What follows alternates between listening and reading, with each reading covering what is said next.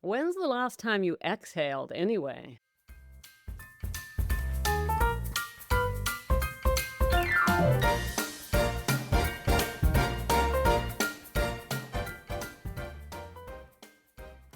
Welcome to Sobriety Snippets for Women Over 40, where we elevate our mindset and trade hangovers for higher consciousness, one powerful snippet at a time. I'm Becca Jacobson, and you have landed right in the center of Snippet Land. That was fun. Hi, gals. Welcome to a Wednesday snippet.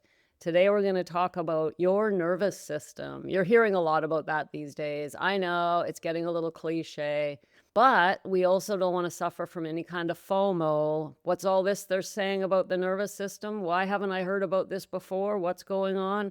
Well, let's just talk a little bit about it and how it relates to drinking and why it's important and what it really is. Gals, when people talk about your nervous system, it's no different than when we used to talk about good old-fashioned emotional sobriety. The nervous system, when we use alcohol, does not know how to calm down on its own. It doesn't know how. It's never learned. Well, it might have known, but since you've been drinking, when we start using alcohol, right, to settle down, to calm down, to unwind at the end of the day, using it for anything like that, the nervous system shuts down. It doesn't know how to relax anymore, and it expects the power to relax to come externally. That's what we've done. We've trained our body, our nervous system, meaning our ability to relax, all of it is trained, has learned that this comes from outside. I need something from the outside to come into me to help me settle down. And that, my dears, is that in a nutshell. I mean, that's why we're trapped. We start feeling a little bit on edge and tense. Nothing we do in the beginning really helps except a drink. And that's why the first week, 2 weeks, especially the first few days of sobriety are so difficult, because we're on edge, and nothing seems to work to calm us down. People say to us, breathe. And I remember thinking, if one more person tells me to breathe, I'm going to scream. Breathe. You're telling me to breathe. I don't want to breathe. I want vodka. Like, come on, people. Right? However, it doesn't take that long for the body to learn, oh, wait, I can settle. So let's talk about this. Notice a couple of things about, and then add to this the fact that most of us are handling a lot. We look after a lot of other people. We have responsibilities. We are nurturers. We are caretakers by nature. That means we're busy. We have a lot of responsibility, and that means that we are basically in a low-grade fight or flight all day long. The nervous system is on edge. It's ready to go. It's always on alert. What's next? What's next? What do I have to take care of next? We're never calmly moving through our day. We're in fight or flight to some degree all day long. We call this ambition. We call it responsibility. We call it productivity. But the body calls it stress. That's what the body calls it. So of course you want wine at 5 o'clock. The nervous system is screaming, okay, we've done all day here. It's time to relax. But the problem is, gals, that wine doesn't regulate you. It suppresses you. So when the nervous system is screaming for relief, we put the wine or the alcohol on board, and it does not regulate it. It just suppresses what we're feeling. There's a big difference between calming and numbing. True regulation actually increases your capacity to show up for life, to look after others, to take care of what you have to take care of. You increase your capacity. You become better at it. You can actually take on more when you truly know how to regulate your nervous system. Whereas alcohol, in other words, suppression, when we suppress it, this shrinks our capacity. So it means that the more we drink, the less we're actually able to take care of properly without high stress and a lot of damage to the body, the heart, the soul, the mind. So you can ask yourself, do you want to feel less or do you want to hold more?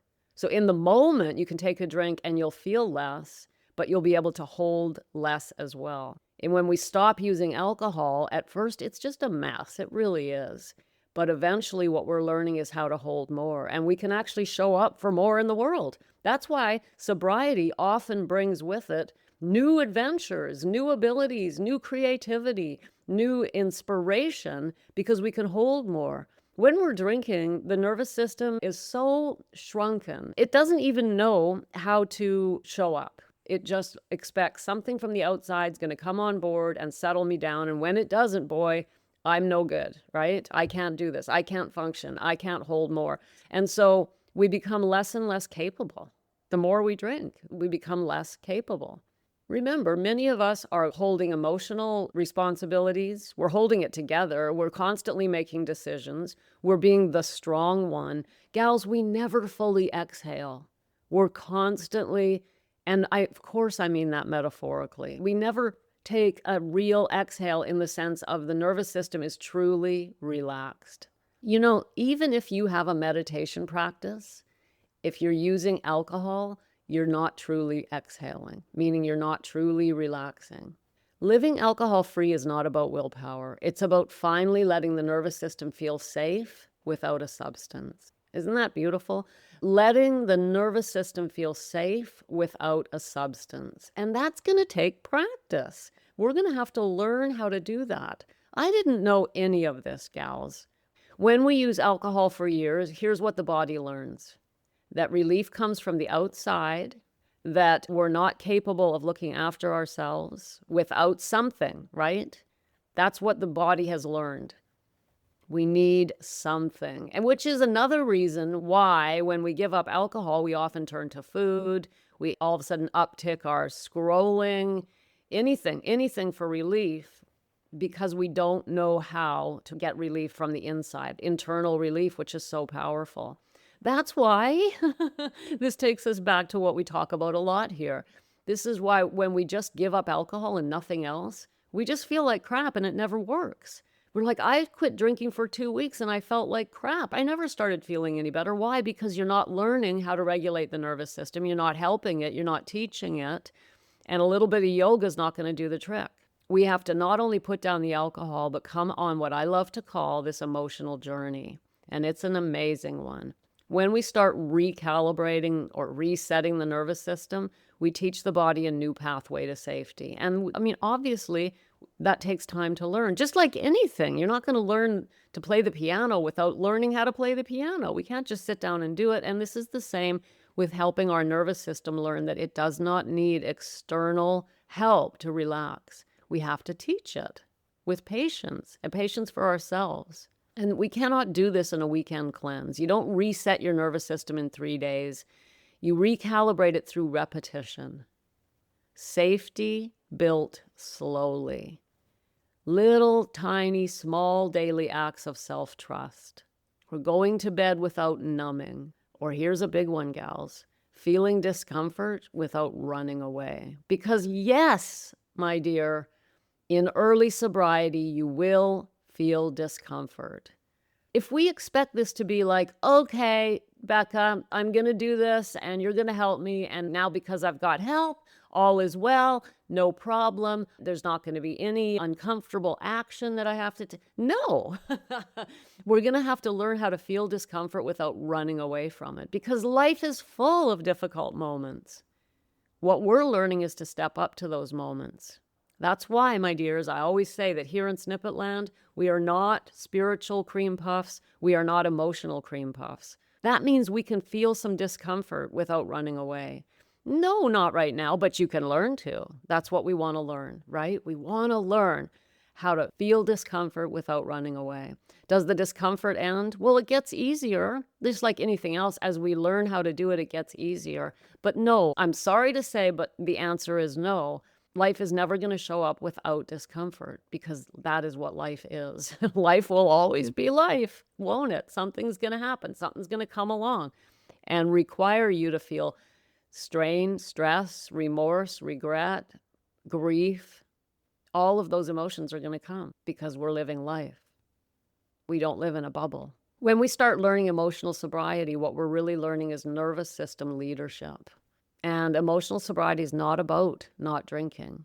It is not about the alcohol. It's about being able to feel activation without reacting.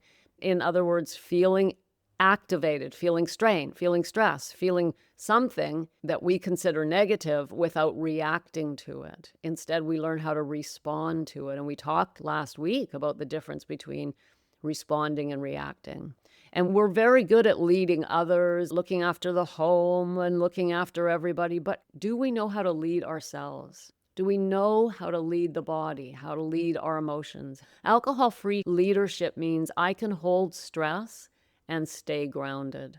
Here are a few practical, but not fluffy, regulation ideas. Listen, gals, you don't have to go full yoga teacher on this. Let's keep it real.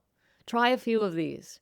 Try taking longer exhales than inhales. A nice, slow inhale through the nose, pause for just a heartbeat at the top, and then a slow exhale that's slightly longer than the inhale.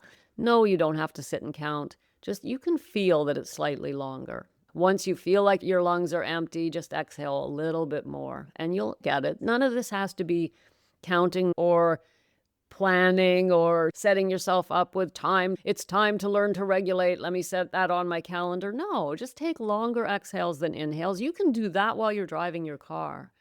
Here's another one. Try walking without your phone. In fact, try going a little while without your phone. Try half a day without your phone. Okay, don't panic. Try an hour without your phone. Stop scrolling, in other words. Another one, a little bit of cold air on your face. Go outside. Is the wind blowing? Go outside and feel it. Another powerful way to feel regulated is to say no without explaining yourself. How are your boundaries? That's another snippet, but how are your boundaries? Are you able to say no, knowing that it's the right thing to say without explaining? I'm not saying you're turn into the bitch from hell, but you don't have to explain yourself when you have to say no to something.